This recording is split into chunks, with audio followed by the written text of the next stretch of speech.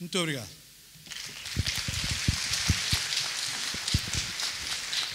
Muito obrigado, engenheiro António Esteves, pela sua intervenção. Iríamos passar de seguida, portanto,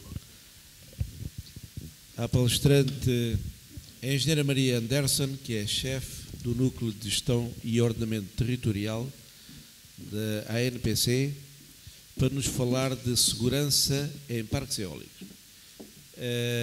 A senhora engenheira é licenciada em Engenharia Geológica pela Universidade de Coimbra, mestrado em Gestão de Riscos Naturais, Planeamento de Emergência pela Universidade do Porto, integrou a atual ANPC em 2000, onde foi técnica superior em diversas áreas do planeamento aos riscos.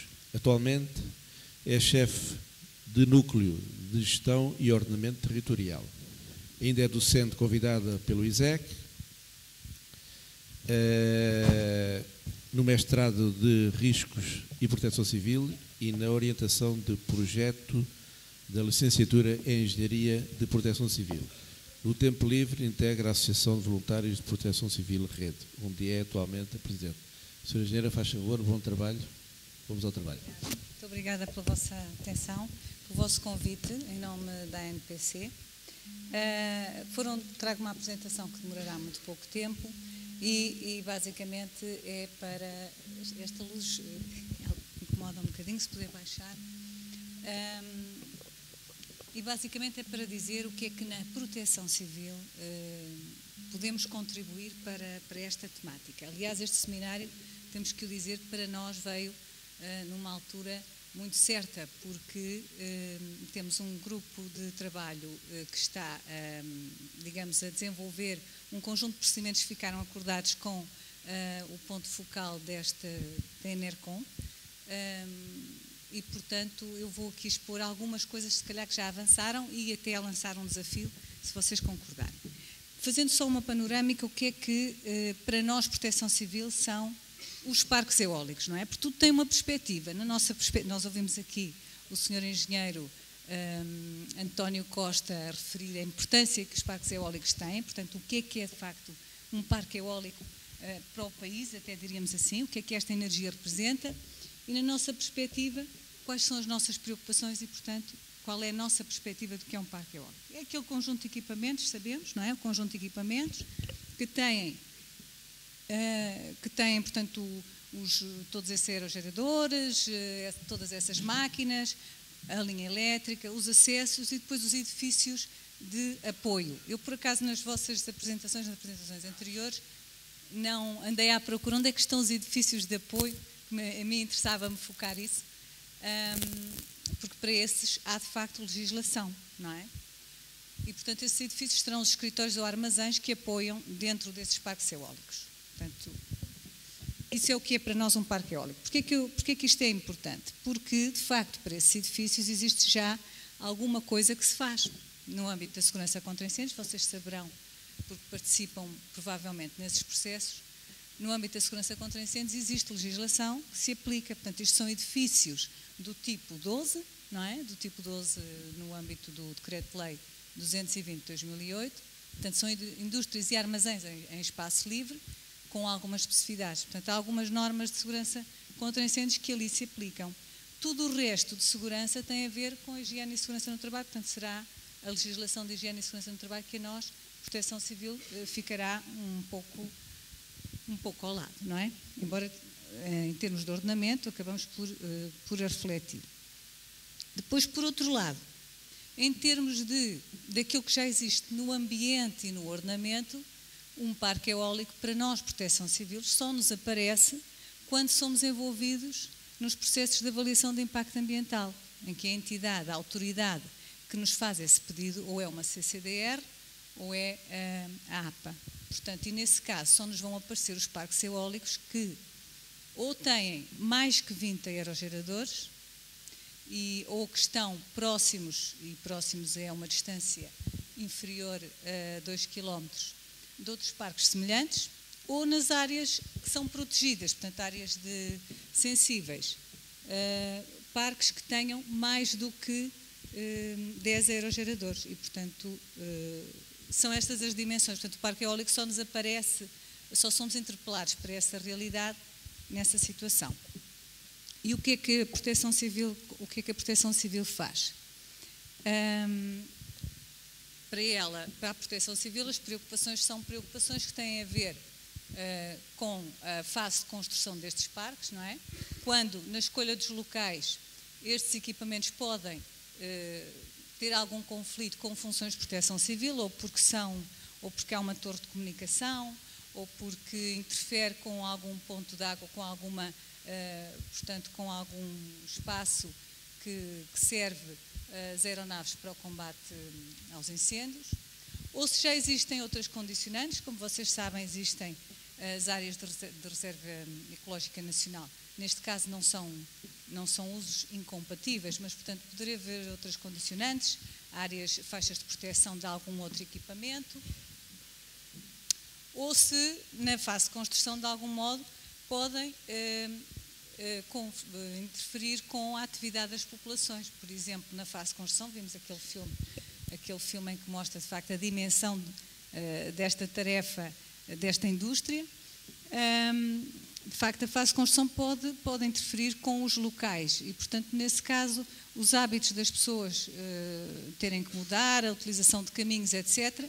E aí é importante que haja informação às populações sobre essa novidade que está ali a acontecer. Portanto, nesses casos, podem ser preocupações que estamos atentos. E estamos atentos em que medida? Quando a autoridade da APA nos solicita um parecer, não é? Em termos da localização ou do sobreequipamento dos parques, ou sobretudo é isso, de remodelação de parques. Portanto, nessa altura, nós refletimos estas preocupações. Aliás, conhecem aquelas publicações da ANPC, que são os cadernos técnicos, e logo o primeiro é o Manual de Avaliação de Impacto Ambiental, na vertente de Proteção Civil, e, portanto, aí os vários as tipologias de projetos que nos aparecem estão considerados. Portanto, estão lá também os parques eólicos. E, portanto, a nossa preocupação é sempre, no caso de ser uma construção nova, se aquela localização vai ter algum conflito com equipamentos que existam de proteção civil, porque, em termos de legislação, as matérias de proteção civil sobrepõem-se a outras, não é? O interesse geral sobrepõe-se aos interesses particulares. E, portanto, aí nós fazemos algumas recomendações portanto, é sempre uma troca com resultados positivos. E depois a referência à minimização dos impactos que possa haver na fase de construção e de exploração destes empreendimentos. Portanto, nessa avaliação há uma recomendação final, que é o contacto com a ligação e informação com os agentes da GNR por causa dos tais conflitos que possam existir na localização dos aerogeradores, não é? Interferir com a visibilidade dos postos de vigia, ou então com os serviços municipais ou gabinetes técnicos florestais para a existência de outras condicionantes que nós desconhecemos e concretamente com esta de avaliar se a implantação do projeto vai interferir com a utilização dos pontos de água para o combate aos incêndios. Depois, as outras recomendações têm a ver com a higiene e segurança no trabalho, não somos muito específicos, portanto há sempre um plano de emergência, logicamente, que é mostrado, como aqui foi bem dito, aos seus trabalhadores, enfim, há umas regras mais que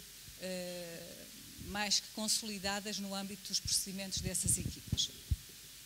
Portanto, só recordamos que isso existe, não vamos sobrepor a existência de mais outros procedimentos de segurança.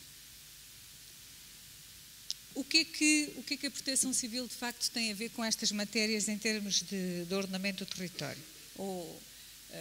Enfim, o ordenamento do território existe na nossa legislação como Ministério, se calhar desde 2003, 2000.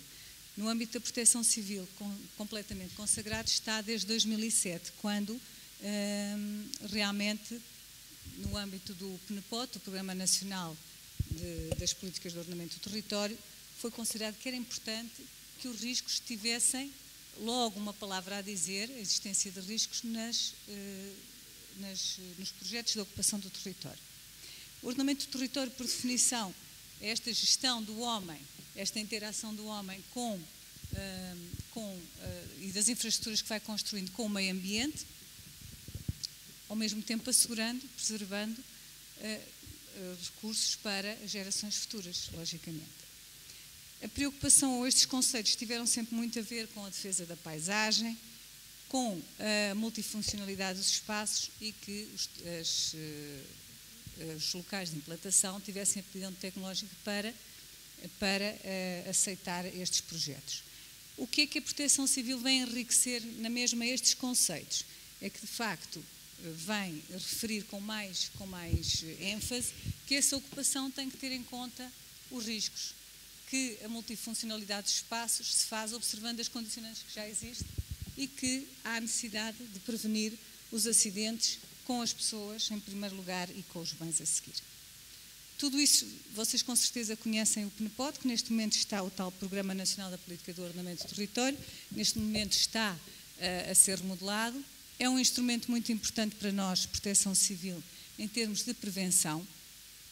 Só para vos dar uma ideia, eles fazem um relatório de análise dos problemas do território, identificando um conjunto de domínios de atuação e depois, dentro de cada domínio, quais são os problemas que estão identificados.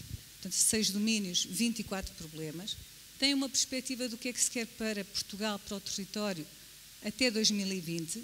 E depois tem um plano de ação para as várias entidades, para os vários agentes, para os vários atores, poderem participar e contribuir para que tenhamos esse Portugal perspectivado como está para 2020. Eu selecionei aqui só 3 domínios onde a Proteção Civil trabalha. O domínio dos recursos naturais e gestão de riscos, por exemplo, problemas aí identificados há mais, mas eu selecionei aqueles em suficiente consideração dos riscos nas ações de ocupação e transformação do território.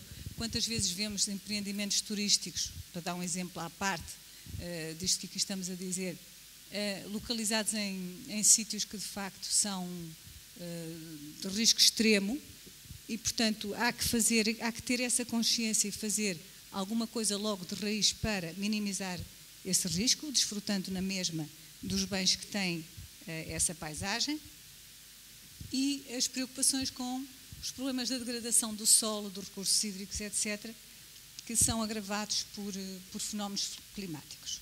Um outro domínio do transporte, da energia e das alterações climáticas, os problemas identificados, a elevada dependência que temos da energia primária e a deficiente intermodalidade de transportes, só para dar exemplos, não é? E depois um domínio muito importante de atuação, que é um pouco isto também que estamos aqui a fazer, que é o domínio da cultura cívica, do planeamento e da gestão territorial.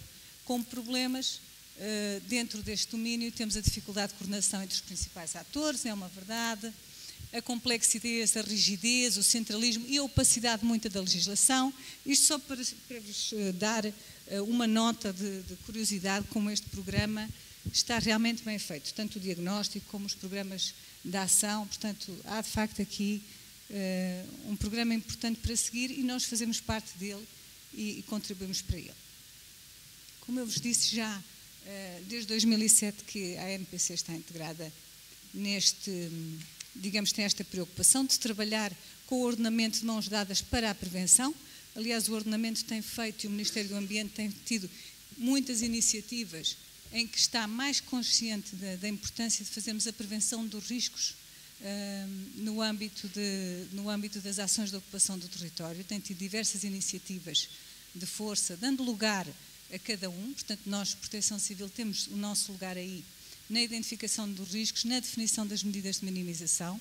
Está neste momento a ser feito o plano setorial dos riscos, precisamente para que no ordenamento, nos planos, nos PDMs, nos vários instrumentos de gestão, haja esta consideração, esta consciência, tanto da parte das autoridades, que são os primeiros responsáveis e os que têm mais capacidade para agir, como depois da parte de toda a educação e sensibilização do público, cada um de nós como cidadãos, para fazer também aquilo que nos compete. Em termos de números de processos que têm entrado na ANPC em relação a esta tipologia de projeto, que são os parques eólicos, eles têm constituído cerca de 50%, nós temos participado em cerca de 50% dos processos. Portanto, eles chegam-nos através da APA, nós não temos propriamente a noção de quantos parques eólicos estão a ser construídos, somos solicitados para